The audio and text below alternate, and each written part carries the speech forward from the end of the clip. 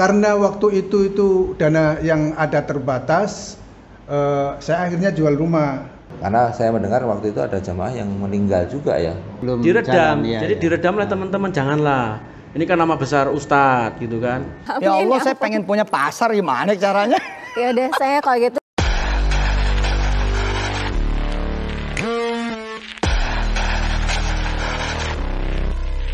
Selain dikenal sebagai ustadz ternama, Yusuf Mansur juga dikenal sebagai pebisnis sukses yang bergelut di bidang investasi saham. Selain memiliki usaha franchise restoran yang kabarnya beromset miliaran per tahun, baru-baru ini Ustadz kondang dengan ciri khas ceramah bertema sedekah itu mampu membeli saham MNC Group senilai 80 miliar rupiah. Saham yang nilainya cukup fantastis juga, 80 miliar rupiah. Di balik kesuksesannya saat ini, Yusuf Mansur dalam perjalanannya diduga ada keterkaitan dengan tuduhan penipuan dalam berbagai kasus investasi usaha di masa lampau. Satu persatu muncul mengaku sebagai korban penipuan. Di antaranya dari mitra bisnis Pytrend, investasi kondotel Moyavidi di Yogyakarta, dan investasi patungan usaha Hotel City Tangerang yang dimulai tahun 2012 silam. Ustadz Yusuf Mansur dengan penuh harap, dan juga mungkin ada teman-teman saya yang masih di TKW di sana. Saya mohon berikan kembali apa yang sudah kita sepakati dulu. Yang terbaru, muncul beberapa korban yang mengaku mengalami kerugian karena mengikuti ajakan Ustadz Yusuf Mansur untuk berinvestasi yang bernama Jabal Nur, sebuah investasi yang terkait dengan tambang batubara di Kalimantan pada tahun 2009. Pengakuan dari beberapa orang yang mengaku sebagai korban ini seakan membuka tabir sisi gelap seorang Ustadz Yusuf Mansur yang tak banyak diketahui oleh orang lain. Lalu, bagaimana kronologi munculnya investasi tambang bernama Jabal Nur ini yang disebut membuat para pengikut investasi ini mengalami kerugian? Dalam channel YouTube Cahaya Islam, mereka menceritakan kronologi bagaimana awal mereka tertarik dengan investasi tersebut, hingga skema pembagian bagi hasil berangsur menjadi tak jelas, sampai pada akhirnya uang yang mereka keluarkan sejak tahun 2009 itu tak tahu entah bagaimana nasibnya. Dikisahkan awalnya Yusuf Mansur datang ke Masjid Darussalam yang berlokasi di kota wisata Bogor, Jawa Barat, diundang oleh BMT yang juga terkait dengan kepengurusan Masjid Darussalam. Yusuf Mansur melakukan presentasi di mimbar masjid tentang peluang investasi batubara yang bernama Jabal Nur ini, dan membawa seorang pengusaha bernama Adiansah dan Farid. Dia menceritakan kepada jamaah bahwa pengusaha itu memberikan sumbangan kepada pondok pesantren Darul Quran milik Ustadz Yusuf Mansur senilai 2 miliar rupiah. Lalu pengusaha itu mengajak Ustadz Yusuf Mansur untuk berinvestasi pada usahanya. Dengan mengatakan dia tidak memiliki dana dan tidak mau kaya sendiri, Yusuf Mansur lalu mengajak jemaah untuk bergabung dalam investasi tersebut. Tapi aneh, kagak mau nih aneh kaya sendiri. Akhirnya beberapa jemaah ikut tertarik, namun saat itu investasi bernilai kecil. Setiap bulannya diadakan pengajian khusus bagi investor Jabal Nur, sekaligus bagi-bagi keuntungan dengan uang cash dan dibungkus dengan plastik. Selain itu, beberapa investor diberi stimulan berupa DP 7 mobil Lexus. Mereka hilir mudik datang ke Masjid Darussalam dengan memamerkan 7 mobil Lexus tersebut dengan membawa uang miliaran dengan bungkus kantong plastik yang bertujuan untuk membuat jamaah lainnya tergiur. Lambat laun para jamaah lain terlena dan ikut bergabung. Dari investasi itu, jamaah ditawarkan dengan iming-iming keuntungan sebesar 35% dari total investasi untuk sekali trading pengapalan satu tongkang batubara. Dari total keuntungan itu nantinya investor akan mendapat bagian 25%. Dan yang 10% akan diinfakkan ke Yayasan Darul Quran milik Ustadz Yusuf Mansur. 25% akan diserahkan kepada investor, kemudian yang 10% itu menjadi bagian Ustadz Yusuf Mansur. Dengan moto menjadi orang soleh dan kaya di dunia, di akhirat masuk surga, akhirnya banyak jemaah tergiur sampai ada yang menjual rumah maupun aset lainnya. Korban-korbannya dari gurem sampai dengan korban-korban yang paling tinggi, Pak. Yang paling sedih lagi mungkin dari marbot, Pak. Marbot itu sampai dengan ada yang menggadaikan motor untuk berinvestasi. Beberapa waktu yang lalu, dalam forum pertemuan yang difasilitasi oleh Dewan Pengawas Masjid Darussalam, beberapa korban menceritakan kisah mereka, bagaimana awal mereka tertarik dengan investasi itu dan total kerugiannya. Korban pertama yang bercerita adalah bernama Pak Zaini Mustafa. Zaini Mustafa mengaku tertarik setelah melihat presentasi Yusuf Mansur dan melihat belasan jamaah yang diajak ke Kalimantan untuk meninjau lokasi bisnis tersebut. Diceritakan dalam perjalanan, mereka menaiki mobil mahal dan dengan jamuan mewah dibiayai oleh Jabal Nur. Pada saat itu, hanya skema pembagian keuntungan yang dibicarakan.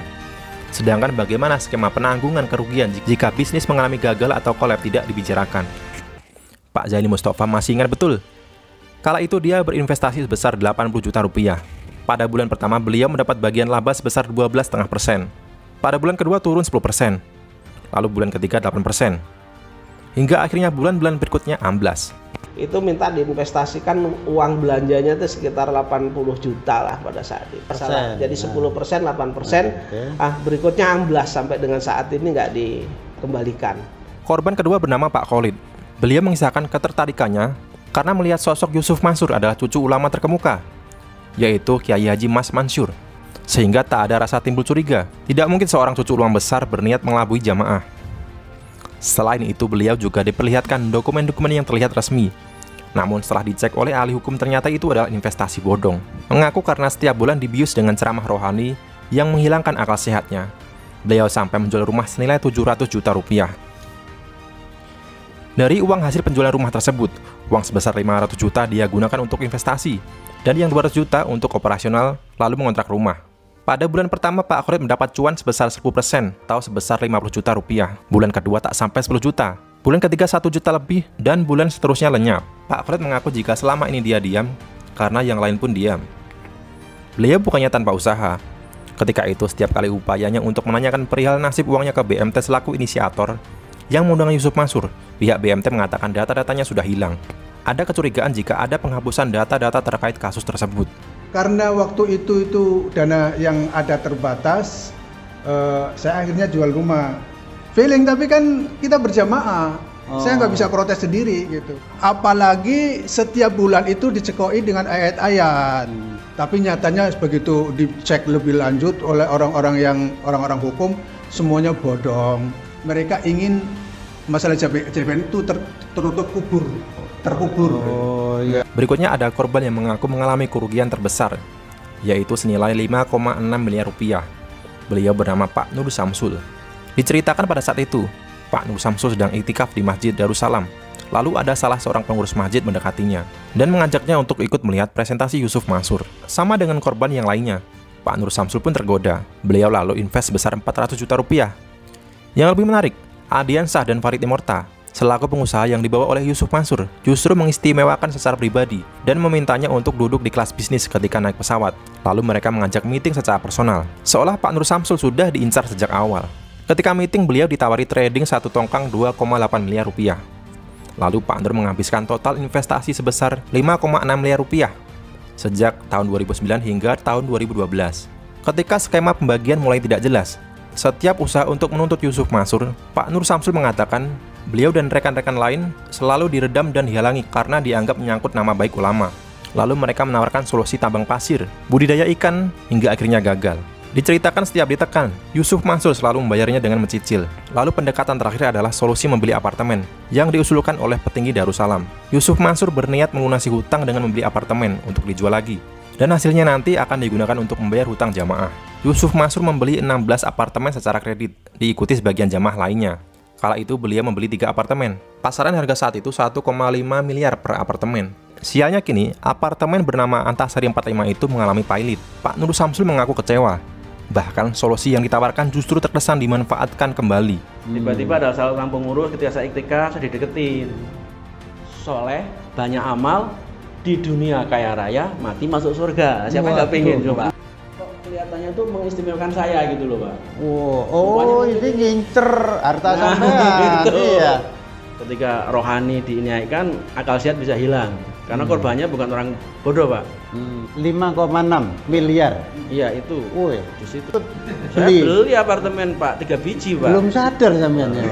Loh, ini kan bagus. Jadi saya lihat ini kok jadi solusi JPN ini kan kesannya saya bilang. Kok orang-orang masih memanfaatkan. Tapi belum diredam. Jalan, ya. Jadi diredam oleh teman-teman, janganlah. Ini kan nama besar Ustadz gitu kan. Korban keempat bernama Pak Heri Mustafa. Beliau berinvestasi sebesar 150 juta rupiah. Pak Heri merasa terbebani karena terlanjur mengajak banyak teman. Pak Heri mengaku tertarik karena juga tak ada prasangka curiga kepada Yusuf Mansur.